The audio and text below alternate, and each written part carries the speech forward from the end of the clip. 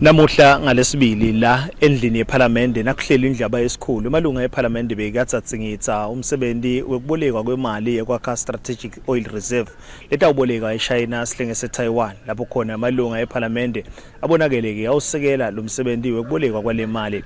Amalunga ePhalamende athi lo msebenzi awusekela kakhulu njengoba ubonakala ukuthi live leSwatini utawukhona ukuthi uliside ikakhulu ukuthi libe nengungu ya oil kanye ke naleyo ya petrol letawusita live esikhatsini lesitako.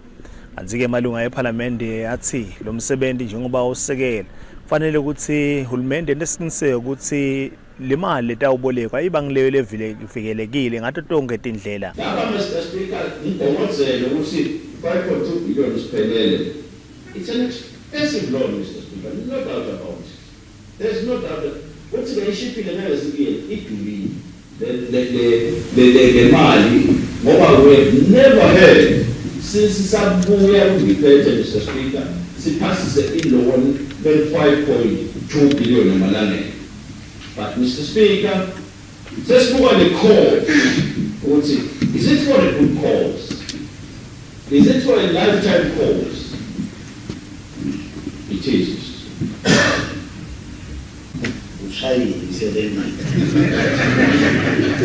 Ngicela ke indlu bahlonishwa bonke ukuthi lo msebenzi lo bona le mali nawubuka iqala imali enkulu kangaho silive ngayithatha kepha is for a good cause. Usasa sawujabula lo msebenzi sosethela iloko letika laphethazi. Ucela nje bahlonishwa ngayo yonke indlela lana sawubona sesitawubambisana nabo South Africa nabo Botswana sesiyomkhupha in block the petrol esimkhupha basemthole cheap kakhulu nakudala. Bahlonishwa ngiyacela nje lo msebenzi lo nani ndakugcaba ngawo kusasa ukuthi senda naso ngelalini. Into awuyibona ukuthi bayo ize ibe khona. In this case Honorable Speaker nasokuchazelekile ngale project leyo uyabona lokuthi bayo Honorable Speaker. So ikhazile kakhulu chairperson portfolio committee kwami sifika kungena nje ukuthi ukuthi le loan kusithola eTaiwan is an advantage for us considering the diplomatic relations that we have with our good friend Taiwan. In case Honorable Speaker defaulter on this loan, we are well covered because these are our good friends.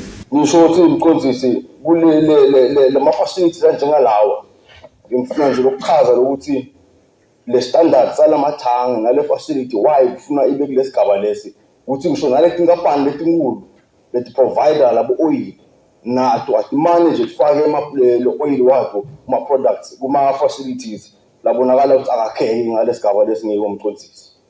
Sengiphetha umqondisi lekungaba nje kubonga kuye umdali ukuthi lo msebenzi avela afike eministry akhanze minister ovela capable nekudumisa qonzisi nekukhuthaza onke emalunga lesinawo endlini ukuthi akavela usekele lo msebenzi aloko umqonzisi ngonyama itasikhumbula nelive lonke umqonzisi. Siyabonga.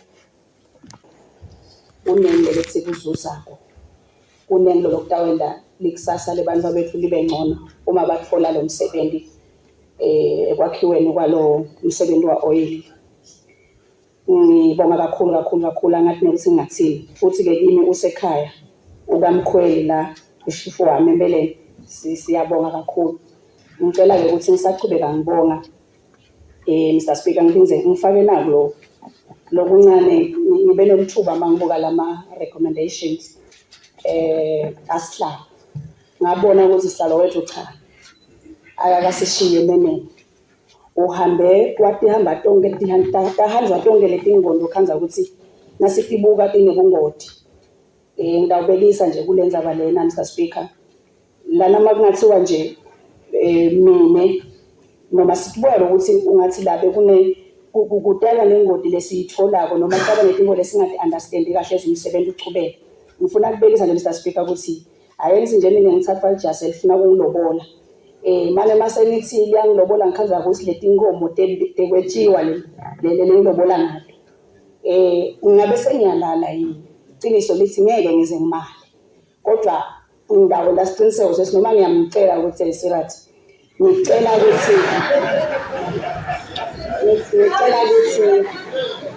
ukuthi lokungenani asifane sibambisane ekuthenini sithi thola inkomo letawuthi masethi ngilokole mina kube inkomo letitaba nesibusiso kungabe inkomo letitawamba tingibangela ukukhuluma la ngihlaleka thina sibunisine kulekhaya. Malunga ePhalamende yathi noma lo msebenzi awusekela kakhulu kodwa kufanele ukuthi uhulumende ndesiqiniseke ukuthi lo msebenzi wendeka ngesikhathi lesifanele uphangise uyaphela kanjalo futhi usita naso sive sasesiphofanele phindze yagcizelela ekuthenini labo labatawuthinzeka kulo msebenzi lokufaka ekhatsi emakhaya abo kanye nemasimo bayanciphetheleka ngesikhathi nangendlela lefanele. Kimberly Mavuso endzabeni emsado eChile eMaswati nginaxolani Ndwandwe ePhalamende.